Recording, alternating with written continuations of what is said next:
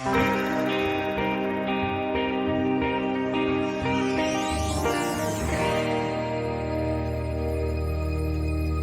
bem, meus amados, vamos à leitura da palavra. Ezequiel, capítulo de número 1, verso 10. Está escrito assim: e a semelhança dos seus rostos era como o rosto de homem, do lado direito. Todos os quatro tinham rosto de leão, do lado esquerdo. Todos os quatro tinham rosto de boi e tinham o rosto de águia. Todos os quatro. Louvado seja Deus. Meus queridos e amados, meus irmãos, meus ouvintes, eu quero hoje falar da última doutrina da nossa igreja, a quarta doutrina da nossa igreja. A nossa igreja do Evangelho Quadrangular, ela nasceu no ano de 1922, na Califórnia, tá? Numa cidade da Califórnia, nasceu o Evangelho Quadrangular. E quando essa mulher teve essa visão, a Aimee Semple Felix, a nossa fundadora, ela não era uma americana, ela era do Canadá. E nasceu no Canadá e foi criado nos Estados Unidos, nesse estado da Califórnia, na cidade de Ocala, né? E lá ela passou a ser uma americana, né? Fez todo o processo ali. E essa fundadora da nossa igreja, essa irmã, ela foi criada no lar evangélico. Seus pais eram de uma igreja tradicional e ela nasceu no berço evangélico. Quando ela completou a maioridade, ela saiu da presença de Deus. Ela se desviou do caminho do Senhor. E ela foi cometida por uma doença, por uma enfermidade. Seus pais gastaram muito dinheiro com ela. E um dia ela estava em depressão, porque a doença que ela tinha sido cometida era para a morte. Os médicos tinham desenganado ela. E um dia, naquela aflição, naquele sofrimento, naquela depressão, ela se trancou dentro do seu quarto, apagou todas as luzes, e aí ela estava em maior desespero. Foi a hora que ela se lembrou de Deus. Porque a maioria das pessoas só se lembram de Deus na hora do sofrimento. Infelizmente é assim. Era para ser o contrário, era para nós lembrarmos de Deus na hora que as coisas estão dando tudo certo. Mas tem muita gente que só se lembra de Deus quando adoece, quando está para morrer, é que lembra de Deus. Quando fica bom, esquece de Deus. E tudo aquilo que a pessoa fala, esquece. É verdade isso. Mas a nossa fundadora, ela fez uma coisa séria. Naquela noite, ela se lembrou que Deus existia. E ela disse: se de fato, se existe Deus, se Ele me curar desta enfermidade, eu servirei a Ele todos os dias da minha vida. E vou pregar o Evangelho. Escute isso. Naquela época, nenhuma igreja evangélica, mulher poderia pregar a palavra. Mulher nenhuma pregava a palavra. Viu? Não tinha mulher pastora. As mulheres eram discriminadas. Só quem poderia pregar a palavra eram os homens. A mulher não podia pregar a palavra. Viu? Mas naquela noite Deus provou que Ele não faz acepção de pessoa. Para Deus só depende de nós. Para Deus fazer uma escolha só depende de você. Porque Deus chama todos. Agora, a escolha depende de você. Viu? Você se escolhe. É você que faz a escolha. E o texto diz que a nossa fundadora, naquela noite, ela teve um encontro com Deus. E o Senhor Deus curou ela. E depois que o Senhor curou ela, ela enfrentou todos os tipos de discriminação. Porque que ela começou a pregar a palavra. E na igreja que ela nasceu ali, e ela estava, claro, desviada, ela não pôde mais ali continuar pregando o evangelho, porque lá não se podia pregar. Homem, mulher não podia pregar. Então ela começou um movimento chamado Movimento Pentecostal. E esse movimento começou a crescer. Porque a igreja que ela servia era uma igreja tradicional que não acreditava no batismo com o Espírito Santo, que não acreditava na cura divina, e muito mais da vida de Jesus. Olha como é. E agora essa mulher, ela acreditou. Ela passou a acreditar na cura porque ela foi curada. Ela passou a acreditar no Espírito Santo porque ela recebeu o batismo com o Espírito Santo. E ela passou a acreditar na vinda de Jesus, no arrebatamento da igreja, conforme diz a Bíblia. Então essa mulher começou esse movimento e se espalhou. Essa igreja, esse movimento começou a crescer. E uma bela noite, naquela que não tinha igreja ainda, não tinha templo, era tendas. E naquele dia, a biografia diz, a história conta, que tinha mais de 5.000 pessoas naquela tenda. Quando a Aimee, ela abre a Bíblia para pregar, e ela abre no livro de Ezequiel 1:10, e ela lê esse versículo que eu acabei de ler.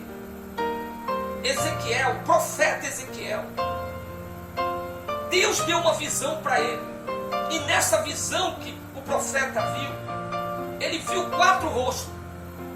Do lado direito, ele viu o rosto de homem. Do outro lado esquerdo, ele viu um rosto de leão. Do outro lado, ele viu um rosto de boi do lado direito. E do outro lado, ele viu um rosto de águia, formando as 4 faces, uma olhando para a outra. Quando Ezequiel teve essa visão, meus irmãos, Deus já estava mostrando para Ezequiel e para a humanidade que surgiria a igreja do Evangelho Quadrangular. Deixar bem claro para você aqui que a igreja do Evangelho Quadrangular não surgiu de uma rebelião. Pastor, como é que uma igreja surge de uma rebelião? É quando 2 líderes não dão mais certo, não se entendem, eles brigam e eles se dividem. Um vai para um lado, o outro vai para o outro lado. Um funda o ministério e o outro funda outro ministério. E aí começa uma igreja. Essa igreja chama-se Igreja de Rebelião. Viu? Mas a igreja quadrangular, primeiro ponto, ela não se divide. Só para você ter uma ideia. Segundo ponto, a igreja quadrangular não nasceu de uma rebelião. Pelo contrário, era uma jovem que foi criada no Evangelho e que estava desviada. Ela não estava servindo a Deus. Ela veio a Jesus pela dor, pelo sofrimento que ela estava passando. E ela se entrega para Jesus. E ela faz um voto com Jesus que se ele curasse ela seria a pregadora de uma palavra. Ela iria pregar a palavra de Deus. E ela começou a fazer isso. Só que o nome do movimento, o nome daquela igreja era Movimento Pentecostal. Não tinha nome ainda aquela igreja. E naquela noite, quando ela pregava, Ezequiel 1, Deus deu o entendimento para ela. Deus lhe deu a revelação para ela. Que o nome desse movimento seria quadrado, que vem de 4. Quando ela pregava sobre esses 4 rostos, ela teve o entendimento, porque revelação é o entendimento que Deus dá à pessoa na palavra. A verdadeira revelação está na palavra de Deus. Qualquer revelação que não está contido na palavra, você pode duvidar, que pode ter alguma coisa errada. Mas aqui, a Aimee estava tendo a revelação da palavra. Ela estava vendo, ela estava meditando e pregando sobre os 4 rostos. E esses 4 rostos, eles estão representados nos 4 evangelhos: Mateus, Marcos, Lucas e João. Esses 4 rostos representavam Jesus que viria a esse mundo. E Jesus queria cumprir todas as escrituras, toda a palavra de Deus. Ou seja, muitas pessoas aí fora, eles dizem assim: a igreja do Evangelho Quadrangular Mas sabe por que as pessoas falam? Porque ela não sabe o que é doutrina e o que é costume. Quando a pessoa descobre o que é doutrina e o que é costume, ele entende que a igreja do Evangelho Quadrangular tem doutrina. Qual é a doutrina da igreja quadrangular, pastor? Olha, é uma doutrina universal. Que em qualquer igreja que você for, A ou B, estão pregando. Qual é essa doutrina? Salvação. A primeira doutrina da nossa igreja. Qual é a segunda doutrina da igreja quadrangular? Batismo com o Espírito Santo. Nós acreditamos no batismo e recebemos o batismo do Espírito Santo. A segunda doutrina. A terceira doutrina da nossa igreja é a cura divina, porque nós acreditamos na cura divina. E Jesus ainda é o Senhor que cura, e Ele cura mesmo. Ela, a Aimee, é a prova viva de que Jesus cura. Ela estava desenganada. Quando Jesus curou, quando ela disse naquele quarto, com depressão, trancado, ela disse, se de fato existe Deus, se de fato existe Jesus, e como diz por aí, que Ele cura, se Ele me curar, eu serei uma pregadora da sua palavra. E Jesus foi lá e curou ela. Agora, ela tinha que cumprir o seu voto. Ela tinha que enfrentar todos. Ela tinha que enfrentar todas as pessoas. Porque agora estava começando a primeira mulher, a primeira pastora do mundo. Chamava-se Aimee Sempre Macofés. A fundadora da igreja do Evangelho Quadrangular, aonde as mulheres tiveram espaço para pregar a palavra de Deus. E aí, na visão que ela estava tendo, na hora que ela estava pregando, o nome desta igreja seria Quadrado, que vem de quatro no inglês. Viu? E então ela acrescentou mais a palavra lá, que vem de família. Então ficou Quadrangular, no nosso português. Quadrangular. Igreja do Evangelho Quadrangular, que nasceu no ano de 1922, na Califórnia, nos Estados Unidos. Em 1951, a Igreja do Evangelho Quadrangular começou o trabalho no Brasil, na cidade de Boa Vista, São Paulo. Começou a Igreja do Evangelho Quadrangular. E essa igreja cresceu e se espalhou por todos os cantos do nosso Brasil. E por último, o último lugar chegar a igreja do Evangelho Quadrangular, o último estado de chegar à igreja quadrangular, no Pará. O missionário reverendo Josué Benço, o apóstolo da Amazônia, o homem que revolucionou o Pará, o homem que chegou aqui, desbravou o Pará com o Evangelho. Quando ele chega em 1974, no estado do Pará, não tinha um crente quadrangular, não tinha uma igreja quadrangular. E esse homem começou o trabalho. Há 47 anos que completamos nesse mês, no dia 20, completou 47 anos. Hoje nós somos uma nação quadrangular. Se não for a maior igreja, nós estamos beirando chegar à maior igreja no estado do Pará, com mais de 500 mil membros, com mais de 15 mil pastores, chegando aí 20 mil pastores, com mais de 4 mil igrejas em todo o estado do Pará. E para você ter uma ideia, que igreja é essa? Uma igreja muito grande, que está em todos os países, que está em todos os estados do Pará, do Brasil, que está em todas as cidades do Pará, e praticamente em todas as vilas do estado do Pará. Essa igreja continua crescendo, avançando, porque é uma igreja que nasceu do coração de Deus. E quando as pessoas falam aí que a igreja quadrangular não tem doutrina, fala besteira. Porque em todas as igrejas, A ou B, que você for, estão pregando sobre a doutrina da igreja do Evangelho Quadrangular. Salvação, batismo com o Espírito Santo, cura divina e a volta do rei que há de vir, que é Jesus. E eu quero completar esta palavra porque nosso tempo é muito rápido, corre muito rápido. Eu quero completar porque eu estou falando hoje da quarta doutrina da nossa igreja. E a quarta doutrina da nossa igreja está baseado no livro de Mateus. Viu? No livro de Mateus. No capítulo de número 24 em diante está a história. Jesus conta a história da sua vida. Os discípulos perguntam para Jesus: Senhor, olha aí, meus irmãos, que Jesus, os discípulos estavam com Jesus. E eles já estavam preocupados do fim do mundo e da vida de Jesus. E eles perguntam para Jesus: Senhor, nos dá um sinal, nos mostra quando será a tua vinda e quando será o fim do mundo. Jesus então disse para eles: olha, eu não vou enganar vocês, mas quando começar a acontecer essas coisas que eu vou falar aqui, fique atento, porque a vinda do Filho do Homem está próxima.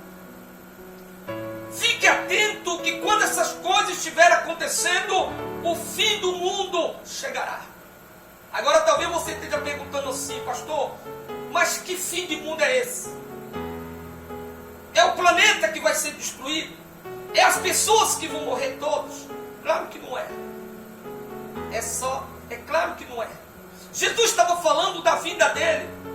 Jesus estava falando da dispensação do final do tempo, a dispensação da graça. Ou seja, a porta da salvação vai se fechar. É isso mesmo. O mundo foi criado por 7 dispensações, 7 períodos de tempo. E nós já estamos no 6º período, na 6ª dispensação. E só falta mais uma, chamada milênio. Que é depois do arrebatamento da igreja, o mundo viverá, o mundo passará por 1000 anos, chamado milênio. Mas ai daquele que tiver nesse período. Ai daquele que viver nesse período. Porque hoje, meus amados e meus irmãos, o homem tem liberdade para tudo. O homem pode fazer o que ele quiser. Mas um dia ele vai prestar conta de tudo aquilo que ele faz. Ninguém vai escapar dos olhos de Deus. Você escolhe a quem você quer servir.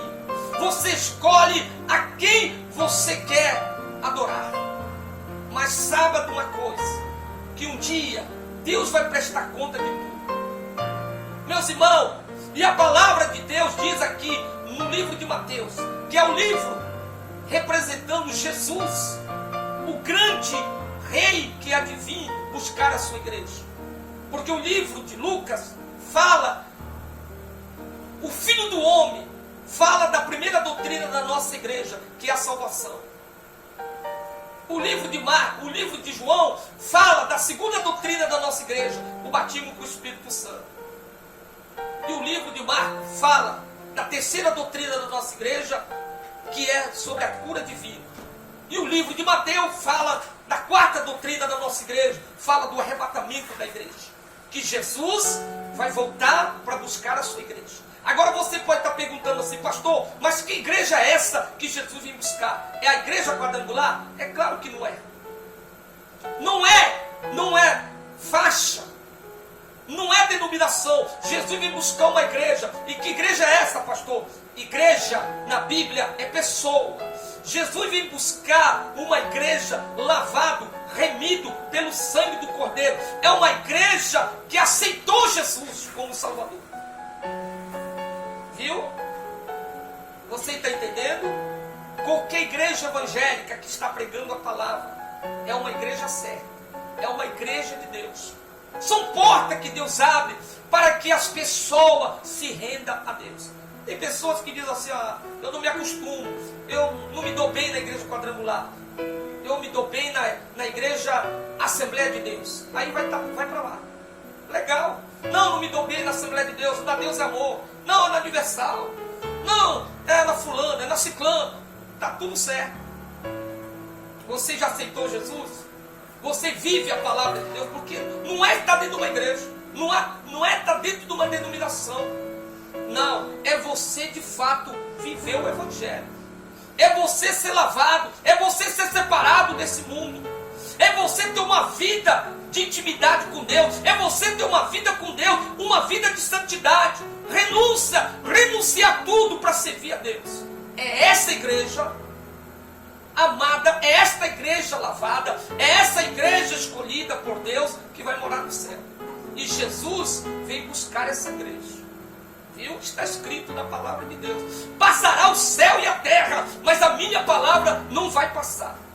Jesus vai cumprir. O livro de Mateus, no capítulo 24, você vai ver a história, os males, os sofrimentos que o mundo já está passando, porque é cumprimento da palavra. Quando ele diz que no mundo, quando ele fala assim, que haverá terremotos, haverá doença, peste, em vários lugares, são cumprimento da palavra que já está acontecendo. O que é a peste, pastor? É doença incurável. Nós estamos numa pandemia. Que pandemia é essa? Que doença é essa? É uma peste. Cumprimento da palavra.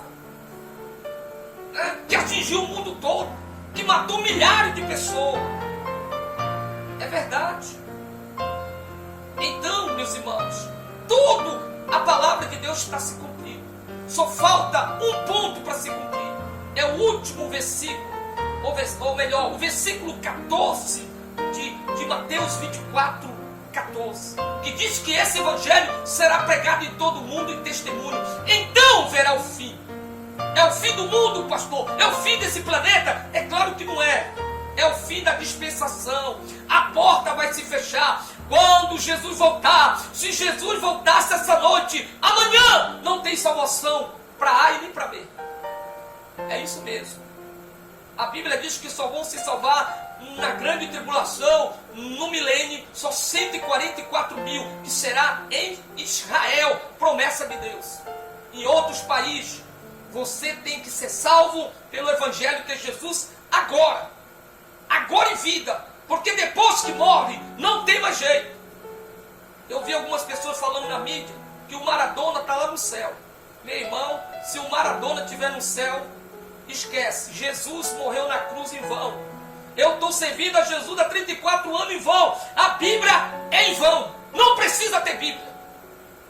É, porque se todo mundo morre, vai para o céu. Não se engane com isso. Isso é mentira. Os que vão para o céu são aqueles que se rendem a Jesus. São aqueles que aceitam Jesus como Salvador. Está na Bíblia, não tem jeito. Você pode pular para onde pular, mas está na Bíblia. E essa é a verdade. Se você quer descobrir mais sobre isso, leia a Bíblia. Comece a ler Mateus, Marcos, Lucas, João. Comece a ler a Bíblia, você vai descobrir. Tá certo? A verdade. Aonde está a verdade? A verdade está aqui. E não tem jeito. Todos têm que se render aos pés de Jesus. Ou então, não vão ser salvos. Jesus voltou para o Maradona. Só que voltou para a perdição. Jesus voltou para ele. Ele foi embora. Tive a maior oportunidade de servir a Deus e não quis. Eu tenho certeza que teve pessoas que pregaram para ele, mas ele não aceitou Jesus. Está perdido, infelizmente. E tem muito nego aqui no Brasil que vão se perder porque não querem se render ao Evangelho, porque pensa que o Evangelho é uma religião. E o Evangelho não é uma religião, meus irmãos. O Evangelho não é uma religião. O Evangelho é o poder de Deus para a salvação de todo aquele que crê. Está escrito em Romanos, capítulo 1, versículo 16. Leia lá na tua Bíblia, você vai ver isso. Tá? O Evangelho é a arca que vai nos levar ao céu. O Evangelho é a solução para a humanidade. O Evangelho, meus irmãos, ele é a palavra de Deus. O Evangelho é o próprio Jesus, a palavra dele. Jesus voltará para levar a sua igreja, para levar o seu povo. Se prepara. Como é que se prepara, pastor? Entregue tua vida para Jesus. Vá a uma igreja buscar a Deus. Te entrega, te lava, te renuncia. Volta para Jesus. Sai desse mundo pecaminoso, desse mundo fantasioso, desse mundo enganoso que vai levar milhares de pessoas para o sofrimento. E depois de morrer, Jesus voltou para você. Se você morreu com Jesus, Jesus voltou para você. Quando Jesus vir, diz a Bíblia, os mortos em Cristo vão ressuscitar primeiro. Tá? E os vivos que estiverem em vida serão transformados em um corpo glorioso. E junto nós iremos encontrar Jesus nos ares. E Ele vai nos levar para a cidade que Ele preparou para cada um de nós. Agora, os mortos sem Jesus vão continuar mortos, esperando o grande dia, que é o julgamento final. Viu? Nós não temos muito tempo para explicar tudo isso. Mas os que vão ressuscitar, que vão ser rematados, são pessoas que morreram com Cristo. Os que não morreram vão esperar mais 1000 anos, depois vão enfrentar o juízo final, vão ser julgados e depois vão ser lançados no lago de fogo, que é a segunda morte. Essa é a verdade, meus irmãos. Não podemos esconder a verdade. Você e eu temos que nos render a Jesus. Eu fico por aqui com essa palavra.